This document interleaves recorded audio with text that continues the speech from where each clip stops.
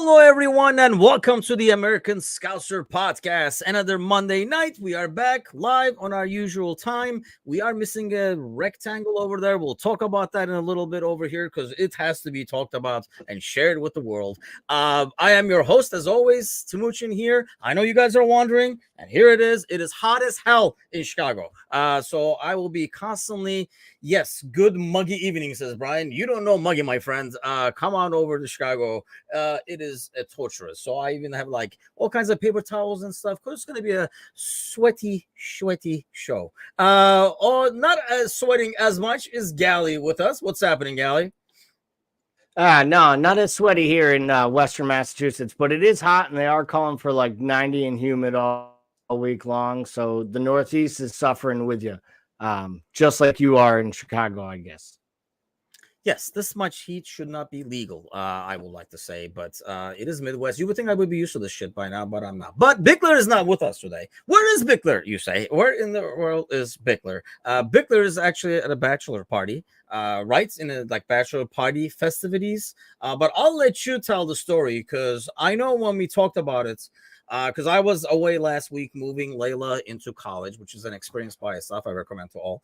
Done it twice now. It just does not get better. And I knew he was going to miss this week because he was going to be at a bachelor party. So I was like, oh, okay, cool. Then I look at my Instagram earlier, I think today or yesterday, and it's a bunch of pictures of Bickler out in the woods, pictures of like dead animal carcasses and stuff like that. So you tell me what kind of a bachelor party Bickler is attending. I don't know. I guess it's some kind of Midwest bachelor party because they decided to go to Montana. Like I know us Northerners are hammered every once in a while for our choice of things, like going places like New York or flying to Vegas, maybe even going to New Orleans. Montana, I'd probably go through 50 different cities to go on a bachelor party before I came to Montana. And it's not a city. That's just a big ass state. But there's something about that big sky that just gets a man ready for that big command. I guess we'll find out more, I'm sure, next week when he's back about his from like Montana stories. Maybe it's the cheapest route to go. I don't know. So we shall find out. Montana is Midwest, the same way United's a top club, says Mitsubishi. Yes, I guess because I don't know. Like, see, he's the American, so you would think he would know the geography and give accurate information. I'm just a foreigner over here, so I actually said a Midwestern place where Midwesterns go on there. I didn't say it was a place in the Midwest to go on a bachelor party. Bickler is from the Midwest. I'm assuming some of his friends might be from the Midwest, and they decided collectively to go to Montana. Don't shoot the messenger, people. Just a Northeasterner bashing on Midwest. But there's this playback. We're going to have to do this. We're going to have to clip this one. That's for sure.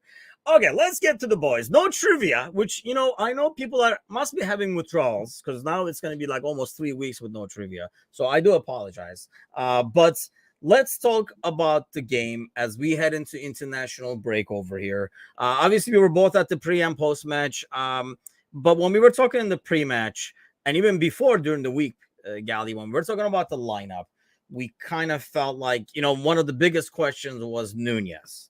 To me, it was a risky move. Like, will he start or will he come off the bench kind of thing? Do we ride the hot hands of like the Newcastle game, or do we use him in this role now to come in and cause havoc at the end kind of a deal? I personally thought it was a risky move because I felt if he comes out and has a stinker, it could set him back and that wipe away anything that Newcastle game brought in terms of positivity. You shocked in that decision in terms of like Nunez starting right off the bat? I wasn't shocked by it. It did surprise me a little bit just because I don't ever expect the manager to rotate, and I don't ever expect him to do what I think he's going to do. So when I said maybe Nunez gets a start, I thought it was a guaranteed Gakpo would start.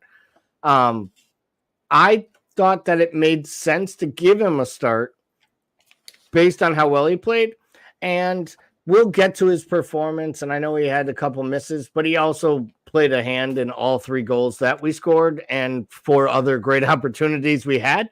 Yeah, which I don't know if we get without him on the pitch because he really was good. And I just want to give him a little credit. he was good in all the places that you're always so critical about him being good. He actually looked like he was playing within the team's tactics in the game. He pressed at the right times. He pressed with other players. And the link up between him and Mo, between the end of the Newcastle game and what we saw in this match, is starting to really come on, which I think is a good sign, obviously, for things to come. So, that first goal coming off the corner kick is basically because he presses Pau Torres into a mistake in the box. And, that's vintage Liverpool's front three creating from the front. So I thought he was good. I didn't think he was great. I understand the start, but I also understand where you're coming from, how it might have made more sense to have him coming off the bench. Yeah, I mean, I think I was okay with it either way. I figured it was like a risky move, roll the dice, and I feel like it has paid off. Chris says like his pressing was phenomenal. I felt like he was kind of the one that was the trigger in the press, which really, really helped the cause. And okay, here we go. Bickler is another. It's just checking in for the weather. So yeah, because we need to know what the weather is at all times. In whatever us three are, we must report live. Cold and rainy up in the Montana mountains. Kai Havertz looks still as bad, 9 feet above sea level with limited internet.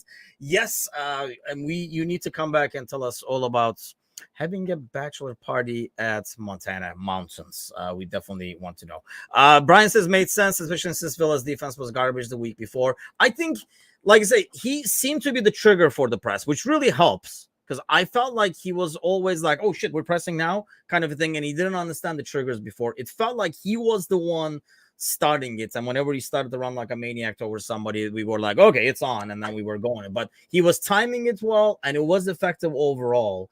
I mean, Chris was saying earlier that, he doesn't think we'll get an easier game all season. And it felt like it, right? I mean, I was worried about this game, knowing, Emery kind of can keep us, give us a tough time, the way he sets up his teams at times. And Villa has a lot of quality. Why do you think, is it just the early goal that made this game easy? Because it felt like it was, even after that, I never as panicky and as worried of a guy as I am, because I worry as a lifestyle. And I never felt like Villa was going to start a comeback. I think the early goal absolutely helps. There's no question.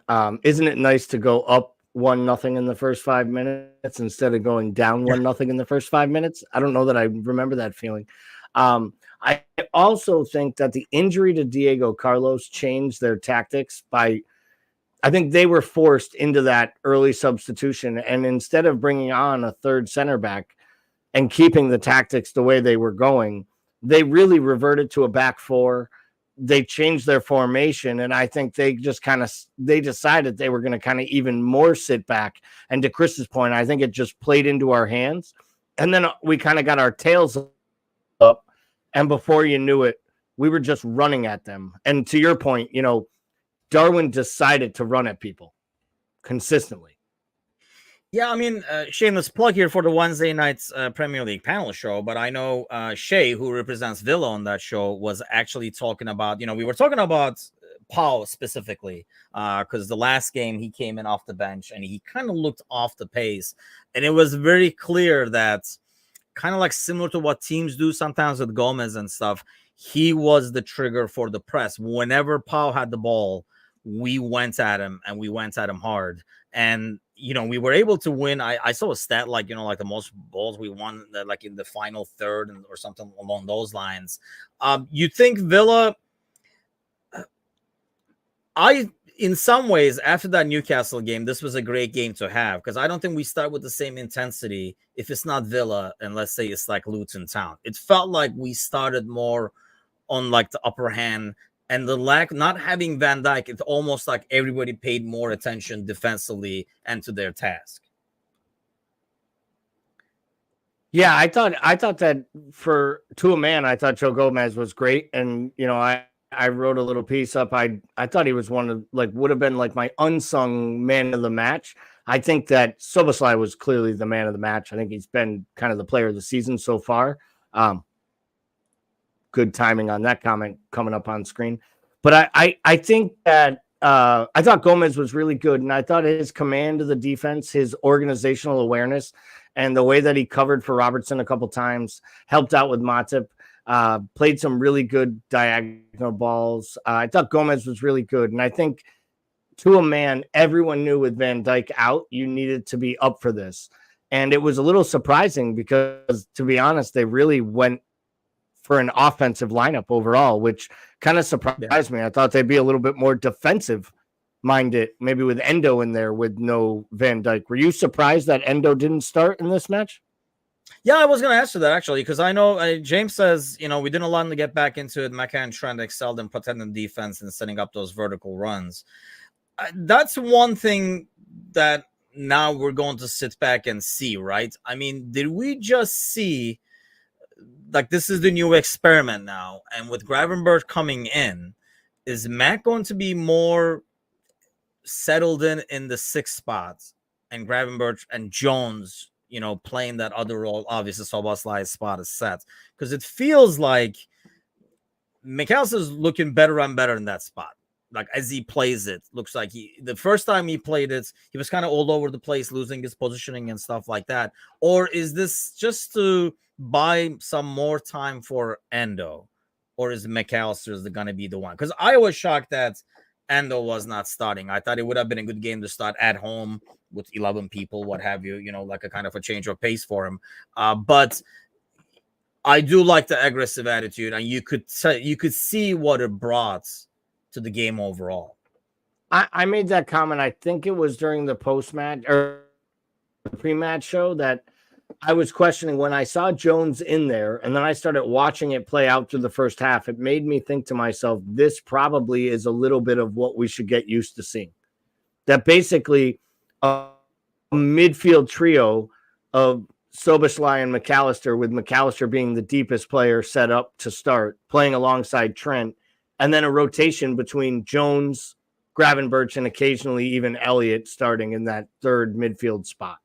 And I think Endo takes on a little bit of the Milner-like closer role. And then I think he also probably gets some specific starts against teams where we have to be really defensive-minded, where they may be in more possession than us. So it'll be weird. We may see Endo start against City and start against Arsenal, start against some of the bigger clubs that we think might attack us a little more, and we need a little bit more stability at the base of the midfield, because I genuinely think that Klopp is convinced that we're just going to outscore people at this point. And the McAllister Soboslai, with McAllister being deployed deep, I think gives us the most attackers on the pitch without playing Gakpo out of position. Yeah, I mean, that's one big difference I see in this midfield compared to the past, right? I mean, anytime someone has the ball, even when we were just moving the ball slowly, I mean, it looks like I felt like the ball could have definitely moved faster, especially from wing to wing. But even then, anytime somebody kind of came back to get the ball, even if they would pass it back, that look up, anybody from that midfield can ping that ball and play the ball forward. Whereas I think before you kind of waited till, Thiago came back and got that, or Trent came back and looked up and stuff like that. And I feel like it was a bit easier to defend as we move that ball around and different midfielders come back to take the ball and look up. That's a lot of work for a defense to constantly run around, especially when you have somebody like Nunez and Mo and stuff like that, and Diaz running around constantly with their pace. But don't you worry that, injecting Endo in a game like that is riskier just because of the pace, obviously, those teams are going to play us against? Because I feel like, you get him more minutes in Europe and stuff like that, but it's a whole different pace, especially with top teams when he plays in the Premier League. Isn't that like a risky move to put him in then? I definitely think it's risky. I think it's kind of risk reward, and I think they have to go for it. I think that's ultimately where they're at this point. I think they are going to utilize him in situations, high leverage situations. And I think part of it is he has that kind of high leverage situations when he plays for Japan. He's obviously played in some big matches for Stuttgart in the last couple of years, battling relegation and kind of keeping that team up. So I think he'll be okay. I think he needs as many minutes as possible. And you hit on it. I think the Europa League group stage is going to be really, really key for him. And I think it's going to be key for Gravenberch too, to really get bedded in and get minutes under their belt. So I'm excited for that. My big thing about Endo is even when he gets cameos, he always has his head up. And before he gets the ball, he always looks over the shoulder and always looks like he's assured and knows where he wants to go with the ball when he gets it. So I'm not as worried about him doting on the ball as maybe I would be a player coming from another league that I'm not sure can keep up with the pace, because I think he knows where his, I don't want to say limitations. He knows where his skills meet the competition, and he's mitigating for it so far. So I've been fairly impressed with his small cameo appearances, and I do think this team needs a veteran presence to come in and see out matches. Because if McAllister and Szoboszlai are going to run the way they're running, they're not going to be able to play 90 minutes every single match inside and out, because Szoboszlai doesn't stop. He just runs. Like, I think he's still running from the first training session he ever started at this club. Yeah, I mean, he must be, club must be loving him. I think the dude is, I was talking about it. I think it was in the morning show. I mean, he's like Hendo with offensive talent and speed and everything. Like, he has that intensity where he goes to the ball to win the ball, not just to put pressure and press. And it's very impressive. I mean, I know this early, but you can tell, it really makes this transfer window pretty darn good, seeing what we saw earlier from him with the higher price tag, and McAllister looks like a steal despite the lower price tag than, what you would pay for a player like that. So a couple of questions then in terms of like what these players will have in a role moving forward. Then one is Basetic, because he's in the squad now. Thiago has had a knock and is going to be delayed. I know it's a shocker. That's just in. But like Basetic, like, where do you see him fitting in if you just gave the European games and stuff to Endo, for example? I mean, I think Basetic will get minutes. I think Klopp has proven he'll play Basetic at both the 6 and the 8. He's not afraid to play him in multiple positions in midfield. And I think he'll get some run and some minutes there. There's League Cup games as well. We know injuries will happen. I mean, we have Thiago on our side. But I think there'll also be moments where guys have to rest a little bit in the league, and maybe then Endo gets a start in the league and Basetic starts a Europa League match. What I think about Basetic is I think this is a critical year for him, because I think this is a year where Liverpool is looking at him in training more than they are in matches. Because I think they're trying to figure out whether or not there is a chance that he is the long-term solution at the 6 for the club. And not the next grade 6, but a long-term 6 option.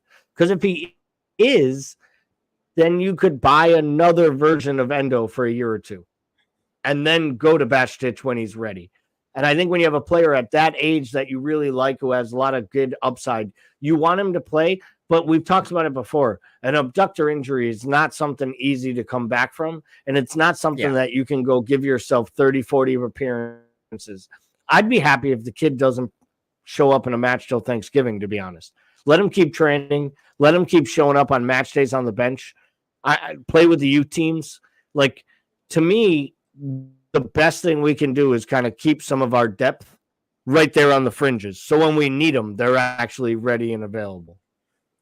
Yeah, I mean, I would like to see him get what Endo got this week, for example, let's say, like come in there for like 10 minutes at the end of the game. 5-minute runouts. Getting some miles, because Brian says the same thing. Still wondering how he's going to return. I think that's the biggest question there, right? And that's why when we were approaching the end of the transfer window, that was one reason why I said we have to still get another midfielder. I know there was a lot of talk about a center back. I still want another midfielder just because this is before the Thiago news was even out, but we kind of knew it was coming because, that's what happens.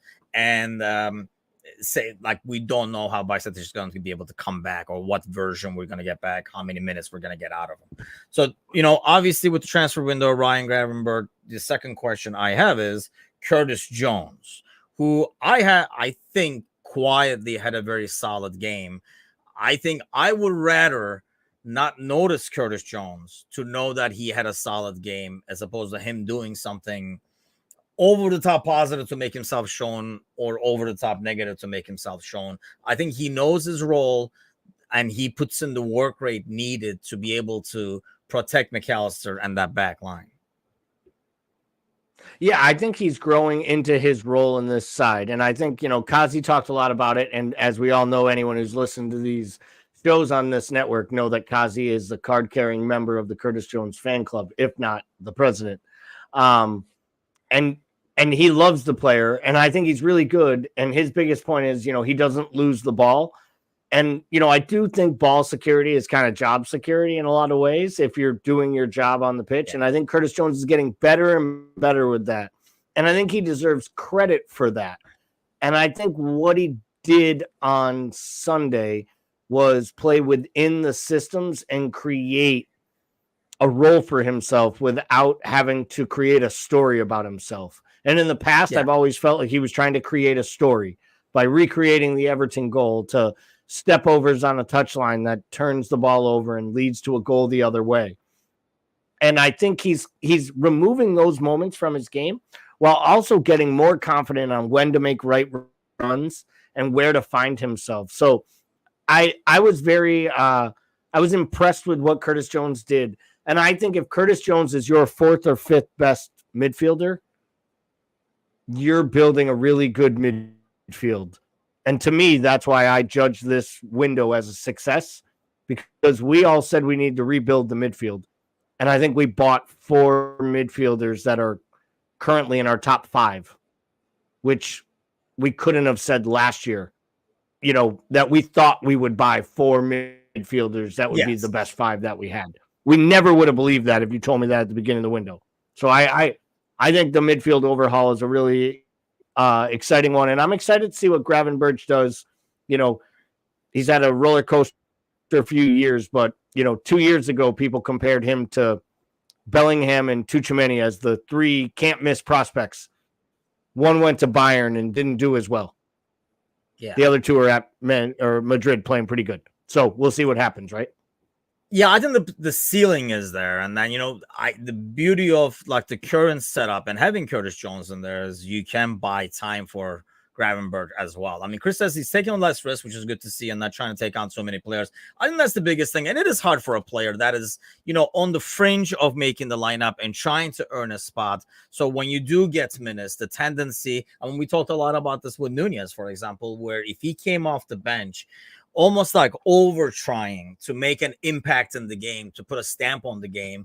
And that's how you put a bad negative stamp on the game, by over trying and doing things that are not in the flow, maybe not in your own flow, but leave alone, within the team's flow, like doing certain things that does not really go with what we're trying to do as a collective unit. I think with Curtis, he's kind of understanding that you can make an impact being extremely quiet. Maybe they hadn't watched a lot of Genie tapes and said, like how great this guy was. And you rarely notice, apart from like shielding the ball and stuff, he did so much stuff, but he was such a constant.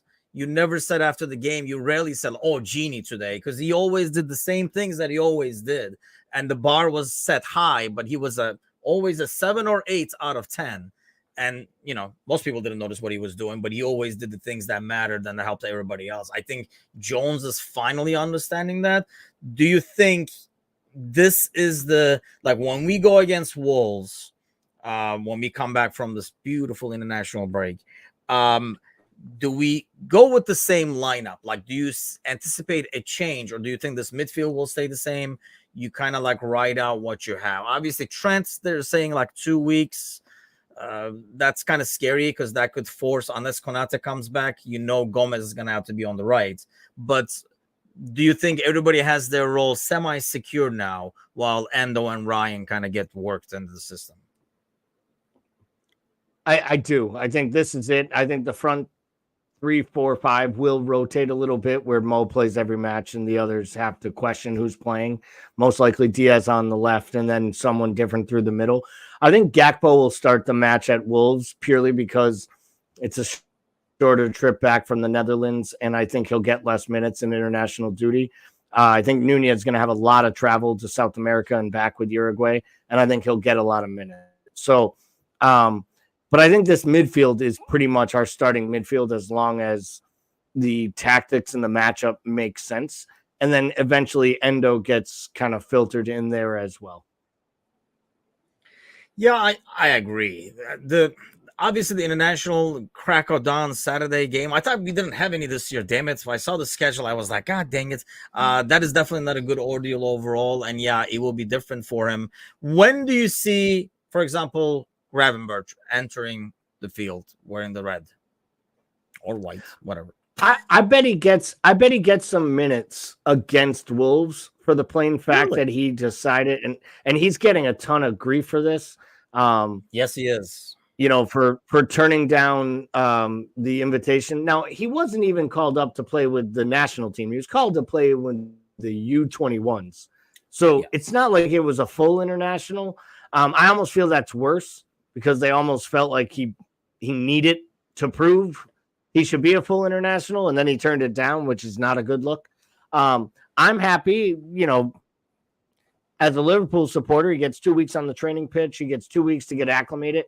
And because of those 2 weeks, I think that's enough for him to make the bench and probably get a 10 or 15 minute cameo run out. But I also, and I'm sure we'll get to our predictions of that match, I also would expect us to be able to go to Molineux playing the way we are, as healthy as we are, and handle Wolves with the way they're playing, that we should be able to get a lead up, that he should be able to get a couple minutes, in my opinion, for, you know, in that Wolves match. You think he doesn't see action in the Premier League? He sees action in the Europa League first? Oh, no. I think he will come in. I just didn't know if he would, like, how much of an appearance he would make. I don't know if he comes in like Brian is talking, like the 60-minute sub.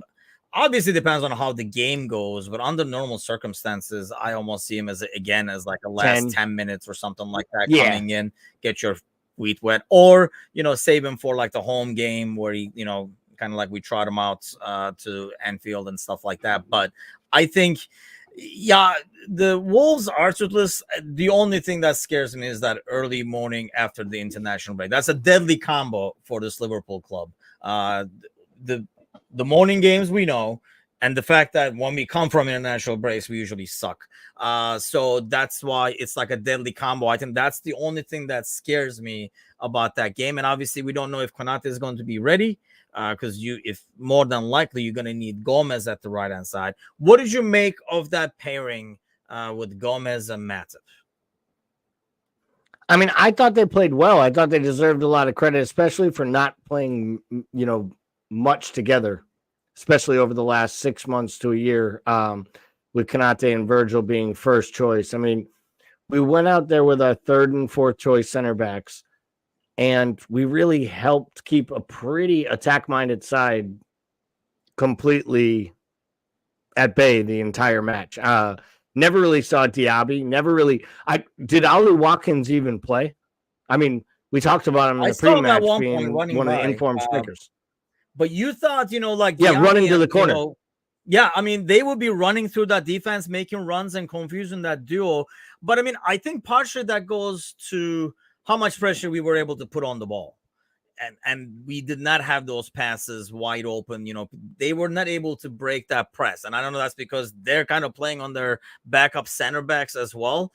That I think really helped us out because, like I say, Pau does not look comfortable on the ball, especially in the Premier League. I know it's early going, but yeah, he does not look comfortable. I think that really helped. And I almost feel like, Gally, like that, you know, it's almost like when you go down to 10 men, everybody says, hey, we're down to 10 men. So got to pay extra attention, run 10% harder. I almost feel like they were like, Van Dijk is not here to clean up anybody's mess. You guys better play defense properly. Yeah, and kind of in a way, I mean, the other thing was I thought the tactics actually were spot on by Klopp. I thought with the way he deployed Trent in the first half, I thought the fact that he held Robertson back to add a little bit more stability to the defense. At times, they were really playing a back three in the first half. It wasn't until they took Diaz off, brought on Jota, that you really started to see Robertson start to make the overlapping runs on the outside, on the left-hand side. So I thought that Klopp got it all right. I think Emery knew down 1-0. He had to make sure they didn't get drubbed. And then Nunez gets the own goal and it's 2-0. And I think in some ways he was like, we can't have another 5-1 shellacking like we did against Newcastle. We need to button up this. And I don't ever think they ever tried to make it a match, to be totally honest. Yeah, that's a good point, because against Newcastle, they almost tried, which is how Newcastle kind of like hit him on the counter towards the end and just got like a back-to-back goals. I mean, the entire game was not really like it was like a 5-1 at the end, but it was more about, Villa kind of opening up to get that goal and like Newcastle take advantage of it. They did not open the door to us. I mean, a lot of things to take as positive out of this game. Obviously, it's like probably the most comfortable, like Chris is saying. I mean, this is probably the most comfortable. It almost did not feel right. It was too comfortable. I was like, when is this going to get really ugly? It just felt too comfortable at our own pace, controlling the game and winning comfortably. It was, very like not as exciting, but definitely like nice and calm to watch. What is like your biggest takeaway in terms of the positive? Like afterwards, you say, obviously multiple positives, but give me one that you think is the top one.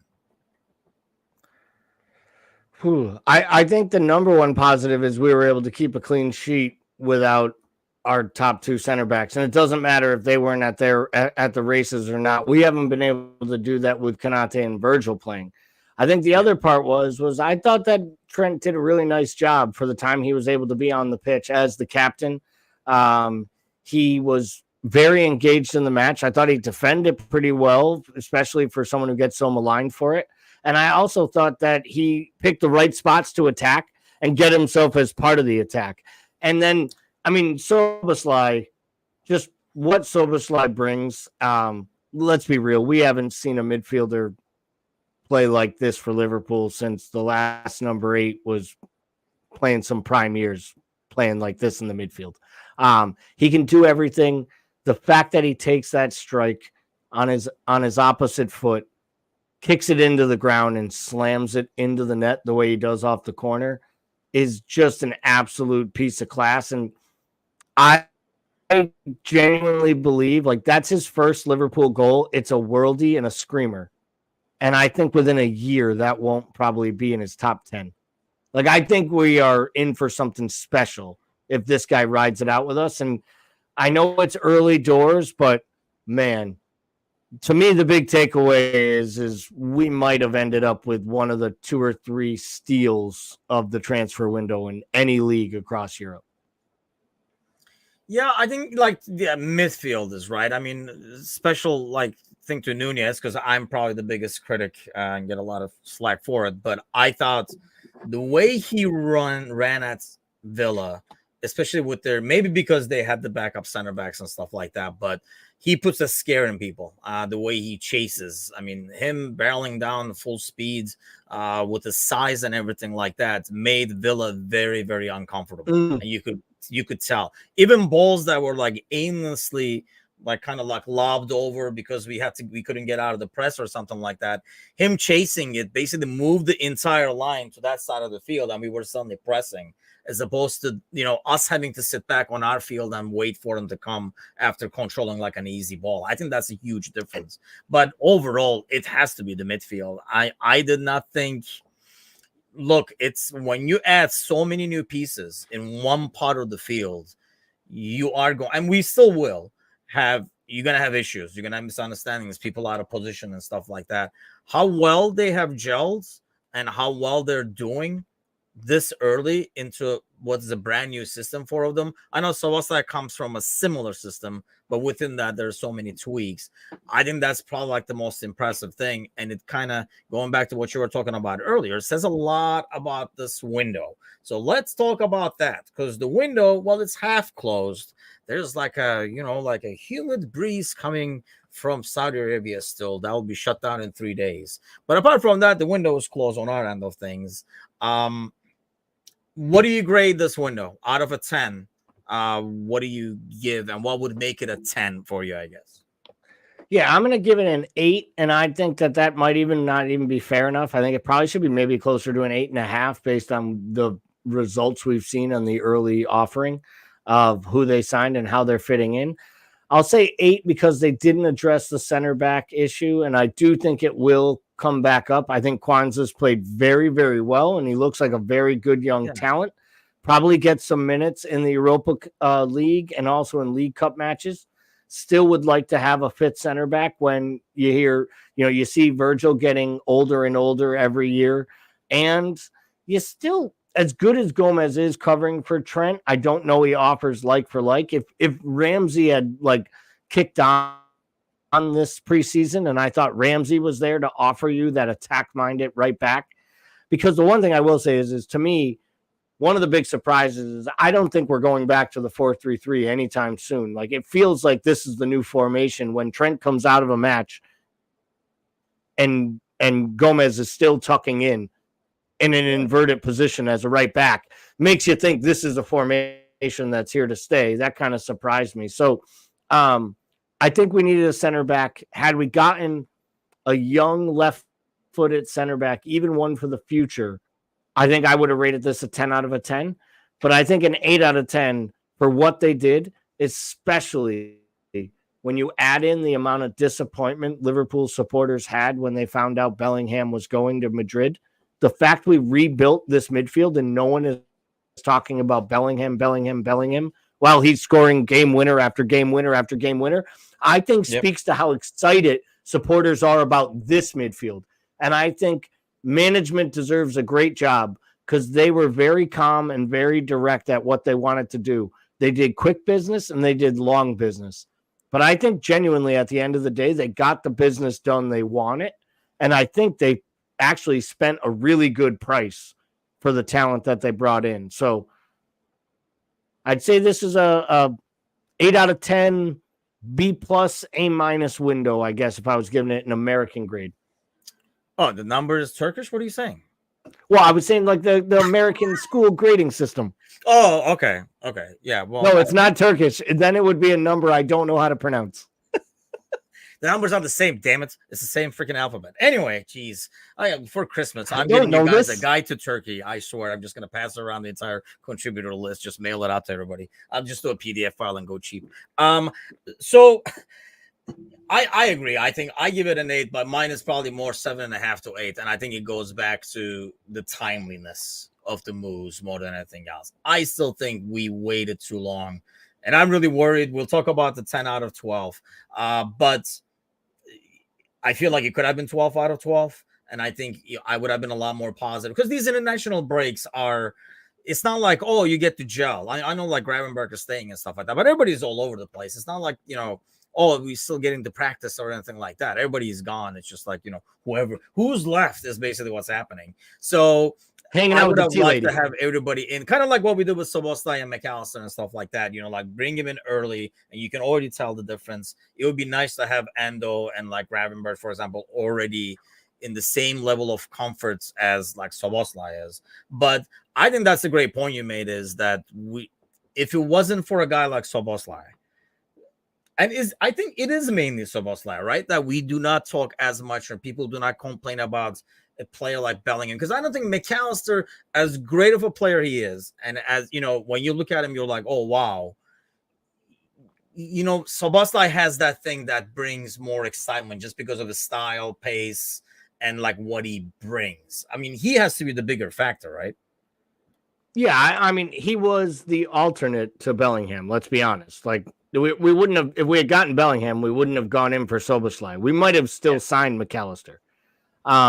Yes. And I also think that when it all gets said and done, people remember Freddie Valverde's huge goals for Real Madrid, but really Luka Modric makes everything happen for Real Madrid that happens. Like Bellingham scoring all kinds of game-winning goals, and Modric is still picking up man of the match trophies at the end of matches. Like, because, for plaudits, right, for things that nobody finds on the score sheet. And I think that's what McAllister is. He can do so many things that help from all over. McAllister had 2 like ball winning tackles early in that match against Villa. And I was like, man, he literally was like, oh, they say I can't play the 6. I'll show you. And just like on a dime, like took a ball off someone's foot. So I really think the balance of what we signed, and I know what you're saying about the timing. I would have liked them to come in earlier too, but I don't know we would have gotten Gravenberch at any moment other than when we did, because I don't think Bayern really wanted to sell him. Yeah. And then it just kind of happened. So for him, I get why we waited. And I actually believe the club. I don't think they were out to sign a midfielder on deadline day. I think they were out to sign Ryan Gravenberch at the end of the window. And once they realized they could, they went in for him. Like, I don't think we would have signed. I know we were rumored to be in on Douglas Luiz and all these other, I see what you mean. Mm-hmm. like in bringing in Ndidi on loan. I don't think we sign a midfielder if we didn't get one of our guys that Klopp wanted and targeted. I just think he became available. Endo is a different story. Endo was a response to not getting Caicedo or Lavia. Yeah. And honestly, coming off 2.5 weeks of Caicedo at Chelsea, we might have avoided something, because in your first 10 minutes, if you play poorly, it's totally understandable. If you then have a mediocre start and then get another start and you turn the ball over at home to give up the one goal that leads to a loss and an embarrassing loss, and you're a record signing, and you haven't given an interview yet because you're basically afraid to speak to the media because you're afraid of the questions about Chelsea and Liverpool. And from all accounts, he doesn't want to do interviews. He does not seem like a mentally strong character. And if it doesn't get good fast for him, it could get really, really ugly at a club like Chelsea. So, I think, and, you look at him and Lavia still sitting in the crowd, just staring. You're not being able to even make a match day bench. I mean, it's fun to poke fun, but man, it really is. Like, we might have dodged a couple bullets, and I think Endo was a byproduct of that. So I know where you're coming from. I think 7.5 is fair. So, but here's a quick question, and we'll talk about Lavia, because I do want to get to that, because, I mean, I talked about the morning show too, but I don't see poor Lavia. I'm like, I say more like serves you right. But you think if we sign, let's say, Lavia, is that where we finish it normally? Even the Gravenberch deal probably doesn't happen just because of the price tag we just spent. Obviously, Endo doesn't happen. Endo definitely doesn't happen. Gravenberch might happen if Klopp really loves him as much as they say he does. Just for the opportunity signing kind of a deal? Just for the long term. But it's probably money that we don't get to spend in January if we need to strengthen again. And we're probably then like completely out of center back run. So I do think maybe Gravenberch, but that's a maybe. That's a big if. Because Lavia would have ended up costing 55 to 60 by the time it ended up happening, especially after we sucked Chelsea into the Caicedo, re-up. I personally didn't think Lavia was worth 50. I thought Thuram and some of the other options were better. So I was completely fine with kind of the pivot and going to Endo. I also am not afraid of playing Gravenberch deep if we have to, even though I think he's better as an 8. He's really like a Paul Pogba-like player. He has all the physical attributes going forward, but can do the destroying because he's 6'3". I mean, that's I think what it comes down to. You that if you have those two players, right? I mean, Gravenberch and McAllister, they pretty much play the same area, or you would normally deploy them in the same area. Because of his size, do you try to shift? I mean, we were talking earlier about, maybe shifting Mac there permanently. Would it be better to shift like Gravenberch over there mainly due to size, or shift McAllister over there mainly due to experience? Both overall, national team, big games. I mean, obviously, Premier League.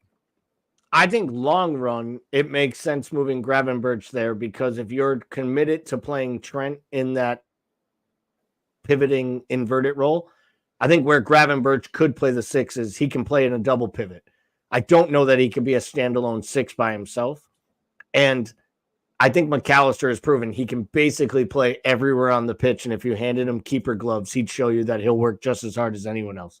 Because the guy, to me, the thing about McAllister that comes across is he looks like he has a footballing IQ that is way beyond his years. And I know that's what Messi always raved about after the World Cup. He said he just couldn't fathom how quickly he picked up everything they gave him for a guy who was making his first big international experience where he was starting.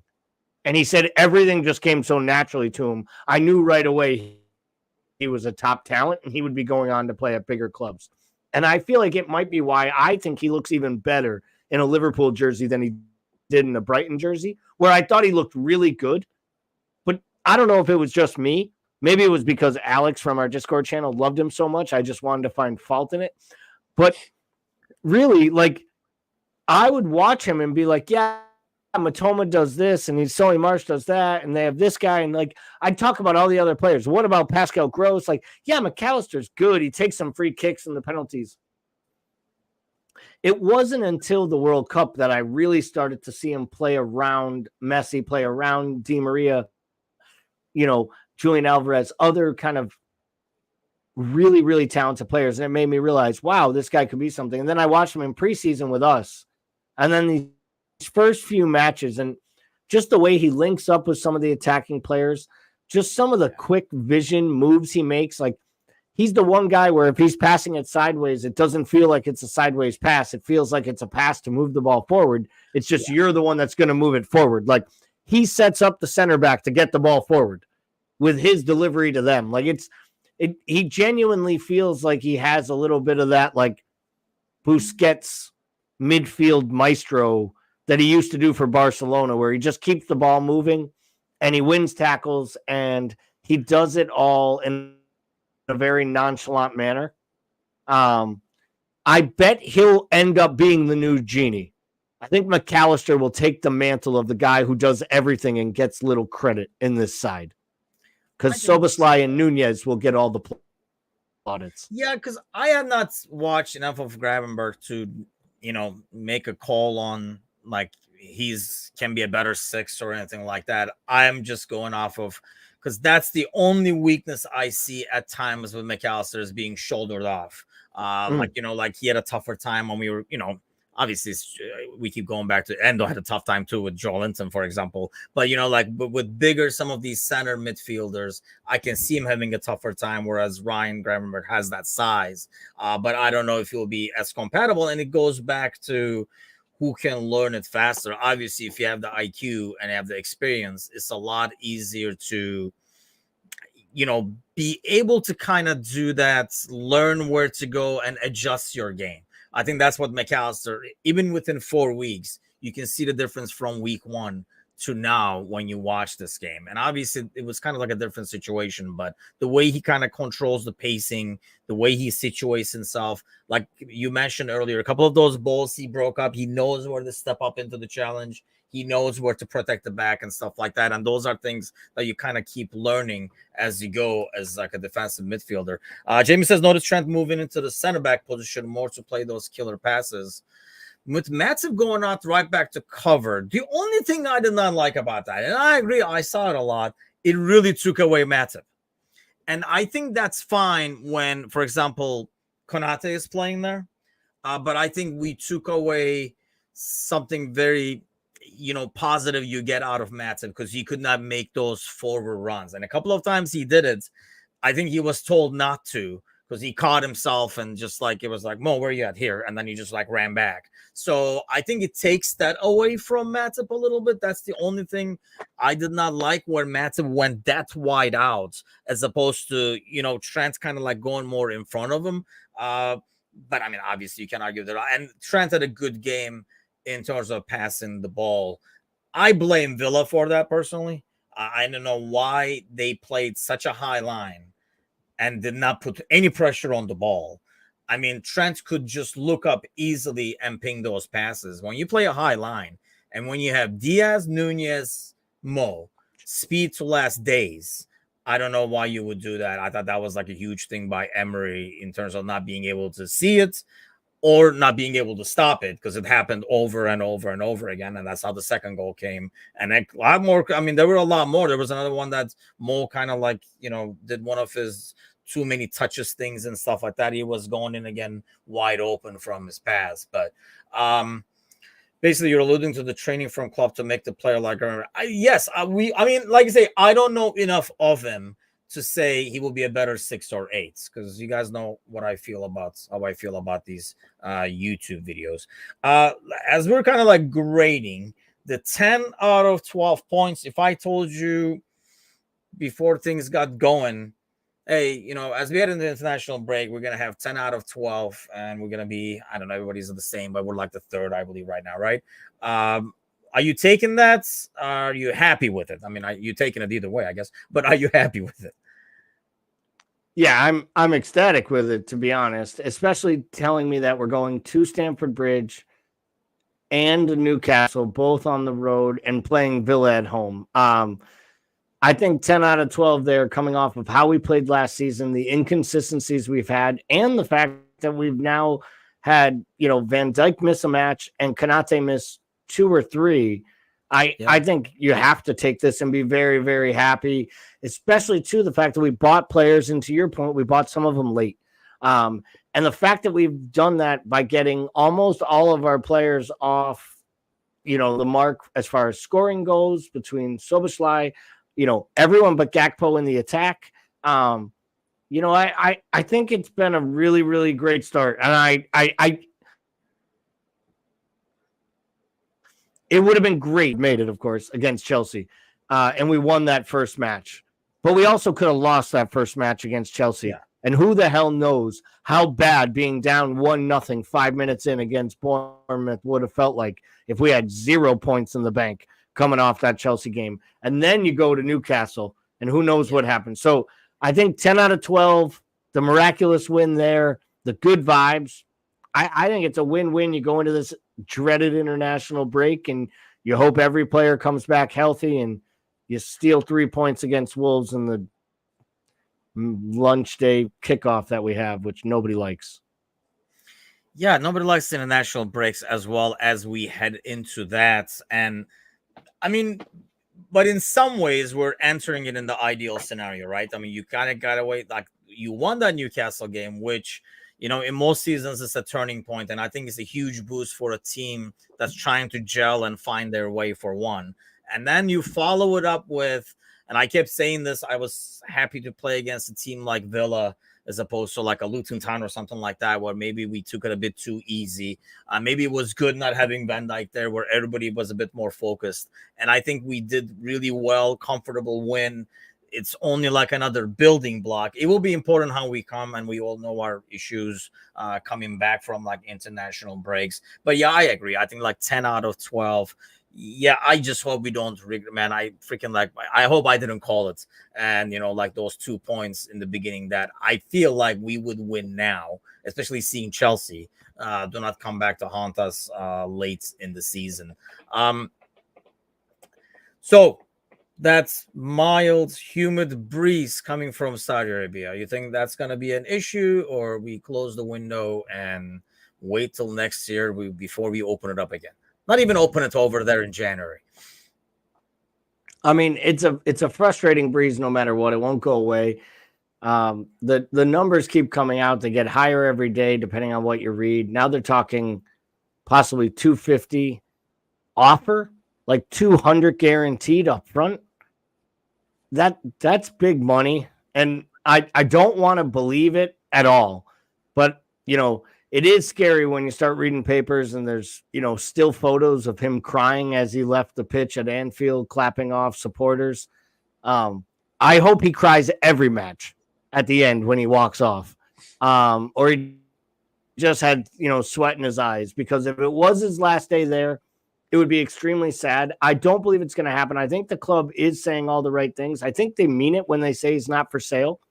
I also think, and I know we were all joking, 800 million, 900 million, like, I think there is. Show Bickler said he would say no to 800. Would you say no to 800 million? Obviously, it was like an obnoxious exaggeration by Bickler, but. And the answer is you wouldn't say no to 800 million. You were spot on right.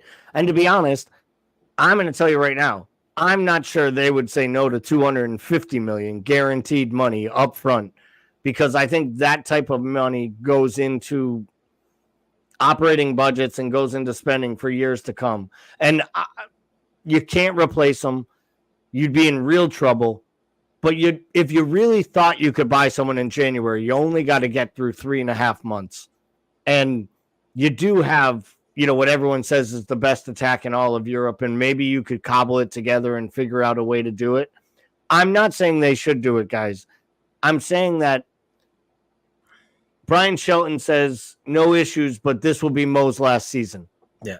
And I completely agree, and I think offers like this make me more and more convinced, because to be honest, I don't think there's any chance they're giving him another contract, and he only has one more year after this.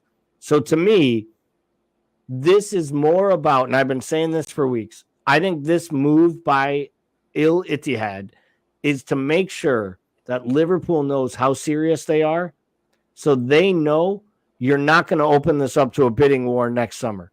We're gonna hammer this deal out at some point this season. We're the biggest club. He wants to come to this region. He's willing to come, and we're willing to pay you and him for it. And I think somewhere between January and March, probably, to be honest, when him and his agent are at the African Cup of Nations, a deal will miraculously be hashed out. You think it'll be like a Keita deal where like he's sold to be gone at the end of the season? Yeah, I wouldn't be surprised at all if it gets announced middle of the season, almost like we knew players were moving this July 1st. Like, this guy will go here as of this date. Yeah. But I genuinely believe he'll be playing for Liverpool through May. He'll finish this season out, but I do think this is going to be his last season in red. And I think Liverpool then knows we have $200 million to spend next summer, and they have 4 months to line up, whether it's the young winger at Napoli, whose kid I can't pronounce his name, or whether or not it's moving Diaz to the right-hand side throughout the second half of the season to see what you have over there so you can decide to play someone on the left. I mean, there's a lot of players out there. I still think, I've said this before, I've always told you, I believe when Jared Bowen leaves West Ham, he will come to Liverpool. I'm not saying he's the most ready-made right-wing replacement in the Premier League right now. Who would be available to you that could come play and has proven he can attack defenses and score goals? I'm not saying, we could get Matty Cash. That would work too. We would just, I get think he the just fullest, wants the the greatest cash, not the Matty Cash. Oh, I looked at that quickly and thought it was Matoush woke up from his slumber. Yeah, that would be Matoush's wet Polish dream, I guess, maybe. But so let me ask you this. I mean, I think, we agree that the dollar amount as it goes higher makes me at least say, would they say yes to that? I mean, before, I don't think, when the word was 150, I'm like, they're not taking 150 because they know they can take 100, 125, 150 next summer. But if it goes up to 250, and that's when I think Bickler throw out the 800, that's when you're like, wait, you never know, because that's a lot. And they could convert it. This is a guy you're already going to lose for a month. I'm not saying they should do it, but I can see why they would stop and actually think about it as opposed to saying no. And then, or not picking up the phone. They're like, don't pick it up. It's Saudi Arabia kind of thing. I mean, I assume that in all the Liverpool offices, as the phone rings, literally there's just like a big horn, like it's an air horn that goes off when Saudi Arabia calls, because for all the rumors for Liverpool players that they've been in on, you'd think they were calling every 5 minutes, and they got like one of them like long distance calling cards to Liverpool. Like they got a special plan that allows them to call Liverpool cheaper than other cities in Europe, because they have been in on all of our players. Maybe that's because we have good players, maybe that's because we have players with reputable contracts, or maybe it's because we've been underpaying players for a little bit of time, and they know that our players are up for the move and up for the money. So it'll be interesting to see what happens. I'll tell you this: some players I've lost respect for. Some players I've questioned their motives, right, for making that move. If at 31 going on 32, Mo Salah wants to move his family to Saudi Arabia to become the face of Saudi Arabian football and them win a World Cup bid as a Muslim country, I honestly wouldn't begrudge him one bit. Because to me, at that age, at that point, he's making a conscious decision to do something with his career that he thinks is great for his family from a financial standpoint. He's not overly worried with the lifestyle or the way of life. He is admitted that he's used to it and lives a similar lifestyle even within England, barring some of the crazy ass rules. But I understand it at least. And if that's what Mo Salah wants to end his career, more power to him. I wish he would want to stay and play in Europe longer, whether it's for Liverpool or another club. But if he wants to go do this, and we all talk about their goal is to get a team in the Champions League, it may not be the worst way to do it than to win that bid for the World Cup. And I think Mo Salah helps them win that bid for the World Cup. And I could really see it happening, and I think it will happen. At this point, I'm almost like the writing's on the wall. I do believe he will play in that league. It seems like a natural fit. I mean, out of all these players, that probably feels like the most natural fit. And I can kind of see it, like you say, like the lifestyle and everything like that is not too foreign to him.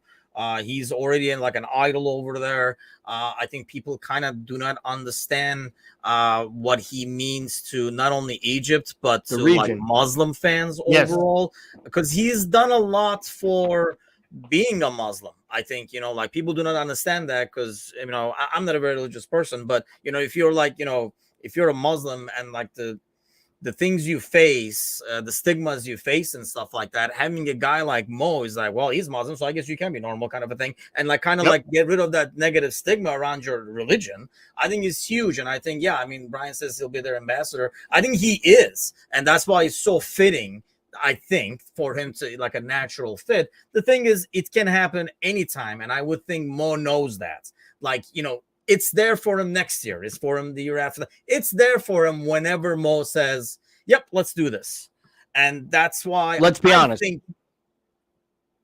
Go ahead. It's there for him any day after September 8th. Any day after September 8th. As long as it doesn't happen before September 8th, I think we're both in agreement. We won't like it whenever it is that he leaves the club, but we'll understand it as long as there's time to find replacements and the funds will be utilized in the right way. Exactly. But it can't happen in the next 3 days because it would just be sending such a terrible message, especially with the way that this season has started with like Camp Kumbaya and Captain Happy and like Club Happy. Because right now, coming off that Newcastle victory and the Villa victory, if you lost Mo, you might as well just take away those 2 Darwin goals and light them on fire. You might as well just, sign Paul Pogba. I really think Mo will feel totally differently. I think you go into this international break with 4 points or something like that, or you go in there like United, like backing into it.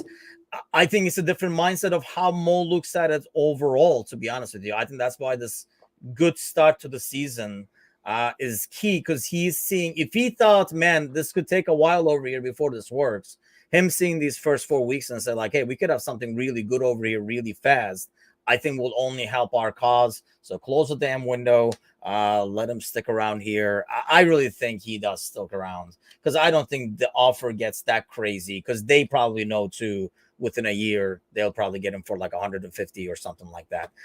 Any international break plans, Gally, real quick? Yeah, watch less football than normal. Yeah, I mean, like I say, I probably will watch Turkey. They play Armenia, I believe, on Friday, and then they have a friendly against Endo and Taki and the gang. I don't know why the hell they're doing that as a friendly, but whatever. So I'll be watching those, but aside from that, we were talking earlier. I mean, this is when international breaks are where you get to watch the game if it fits your exact schedule and kind of convenient, whereas the Premier League and the weekends, life kind of fits around your existing Premier League schedule, and you kind of work things that way. But we will be back, if nothing else, to find out about how to have a bachelor party at Montana. And that's a freaking episode by itself, I would think. So we'll be back next Monday. I will be back Wednesday morning with the morning show. Don't forget to tune in at night to the panel Will be interesting to hear what Shea thinks. He's the Villa representative. See what he saw from that game, and if he took it. Released a video today when we were kind of predicting what was going to happen, and a little off. I think we both were, because I really was expecting a tougher game as well. But you guys have an awesome week, an awesome international break kind of a thing, break from soccer. Maybe see the family, and they might not remember who you guys are after all these weekends, but we will be back. Have an awesome week. Take care.